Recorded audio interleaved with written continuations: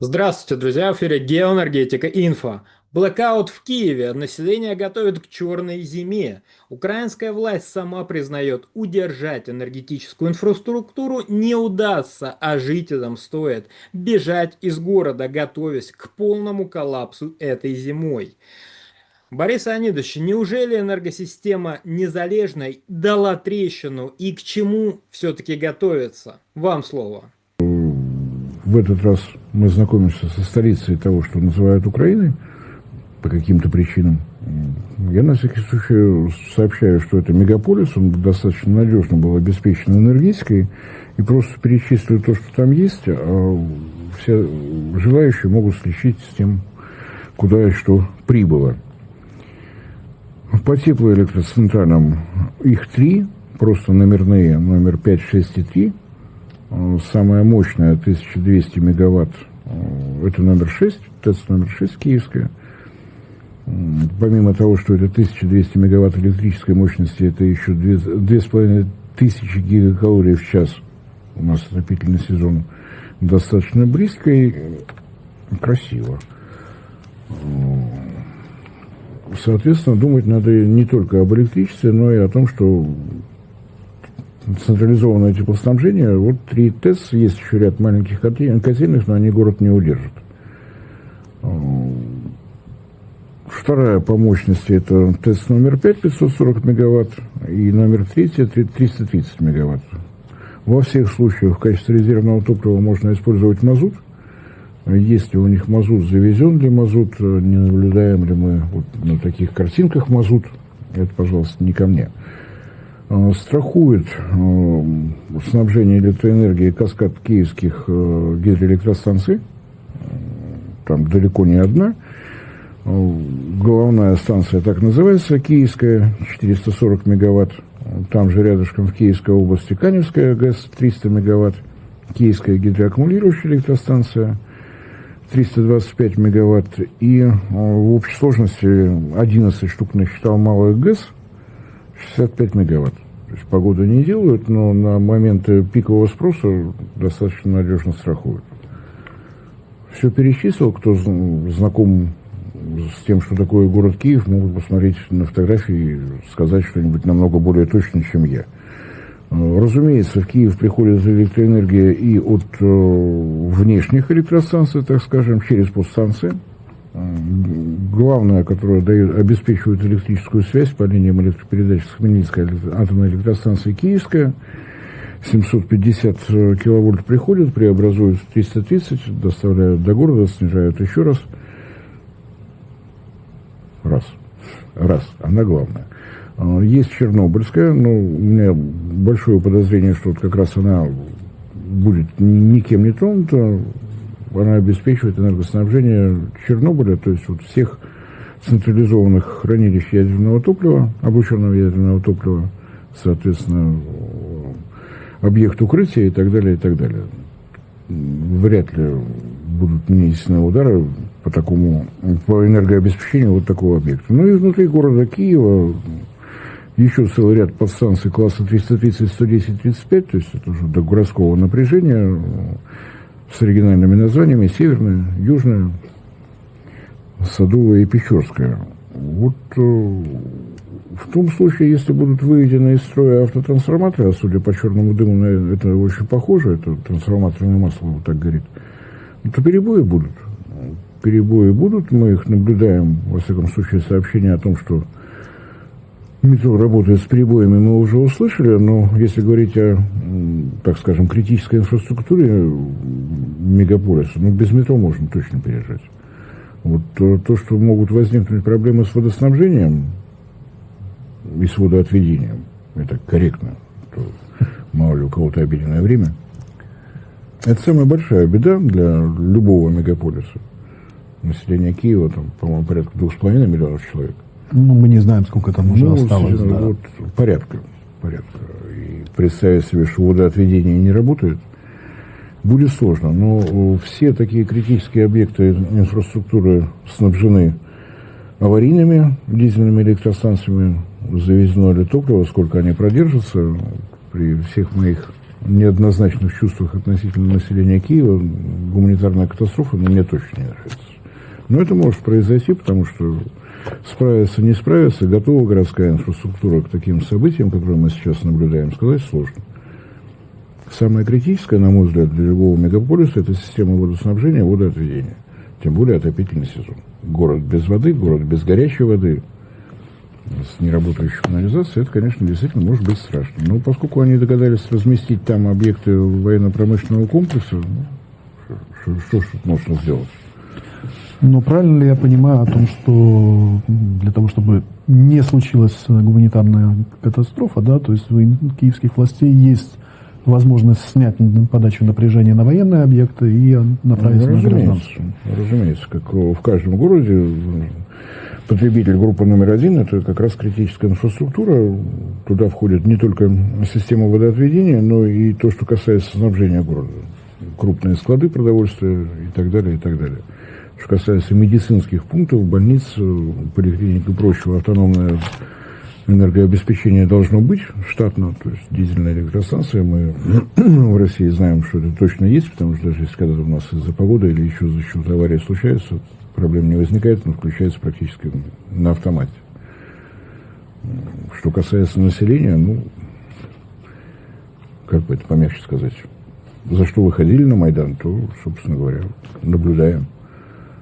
То, что не могут не пострадать, ну, по объективным причинам, либо будут держать до последнего производства всего, что требуют вооруженные силы, либо будут помнить о своем населении. Выбирай, но осторожно, осторожно, но выбирай. Ну и понятно, что верить всему тому, что мы слышим с той линии, с той стороны ЛБС, на веру принимать нельзя, потому что, напоминаю, там главный лозунг – придумать причину, по которой нужно еще получить денег из Европы, США, Австралии, Новой Зеландии, Папуа, Новой Гвинеи. Дайте денег, у нас все сломалось, все горит. Я, собственно говоря, вот вам говорю, хотя я уже умер 2 раза, поэтому дайте быстрее денег на похороны, хоть на что-нибудь дайте денег. То есть, когда идут заявления о том, что на 80% разрушена система газовой добычи. У нас был замечательный режиссер по фамилии Станиславский.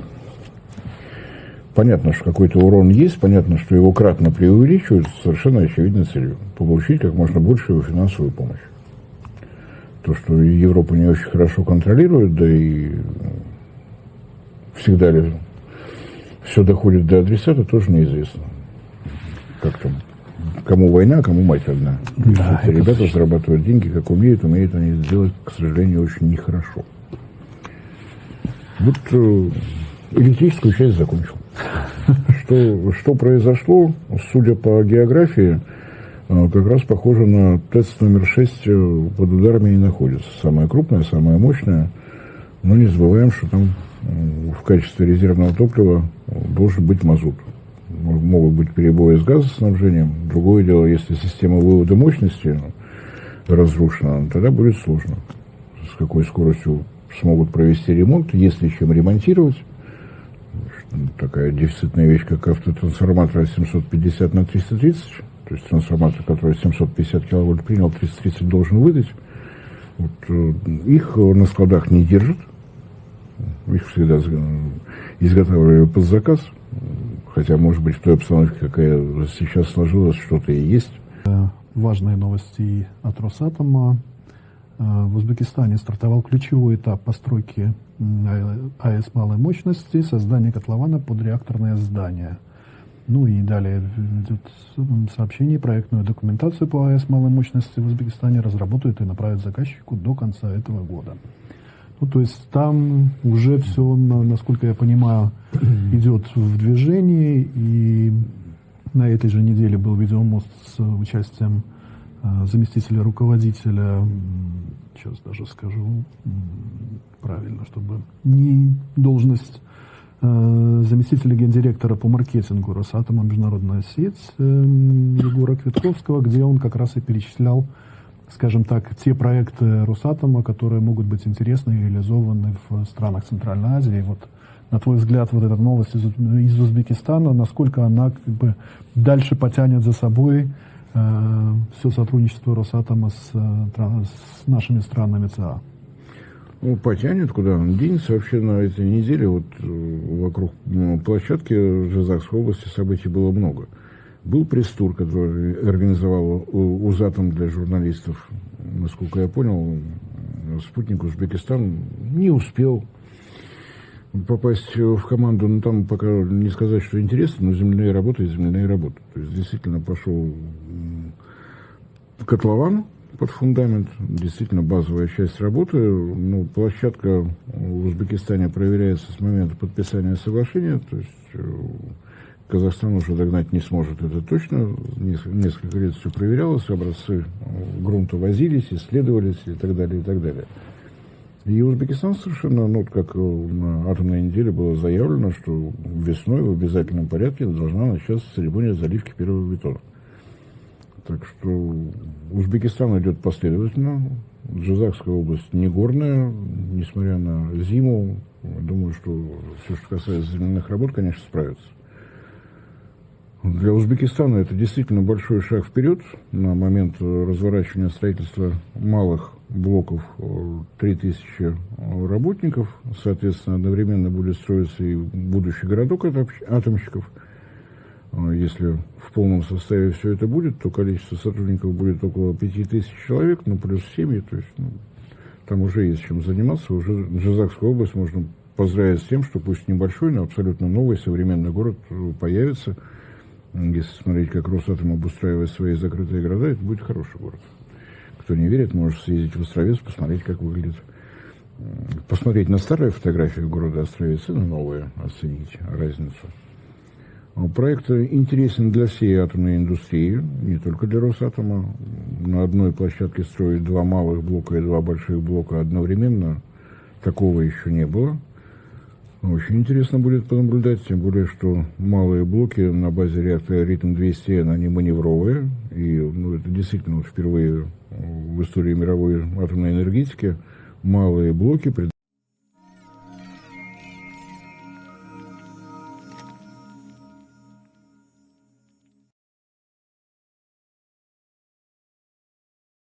сама атомная электростанция регулирует сама себя.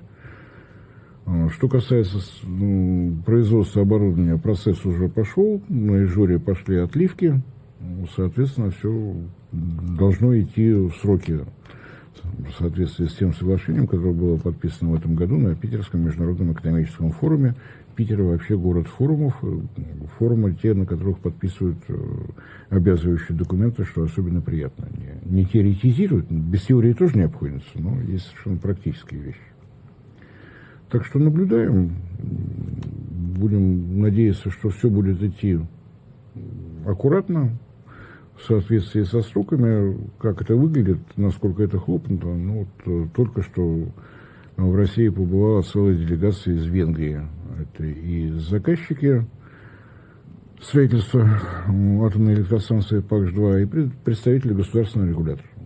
Тестировали, собственно говоря, наше предприятие машиностроительное, соответствует ли уровень оборудования, уровень производства на заводе требованиям атомной энергетики в Венгрии. Да, соответствует.